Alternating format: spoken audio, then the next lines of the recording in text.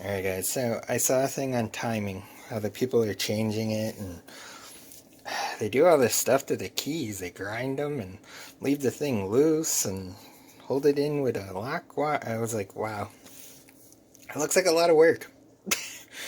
But here's a super easy way where you don't have to damage all your stuff and grind it with a Dremel and all that crazy stuff like you see some people doing, because that's not needed.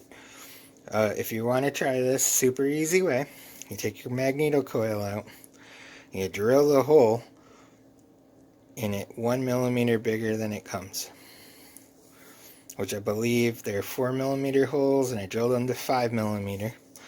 I just use a flat washer to make sure it holds good. And what you could do is you can tilt this 5 degrees this way, 5 degrees this way, and all you got to do is just put a spacer of plastic in between here, layer some paper, something about the thickness of a credit card, and you put it in there, and you can tilt this however you want, back and forth. And what it does is as the magnet passes, it changes the timing by tilting this left to right.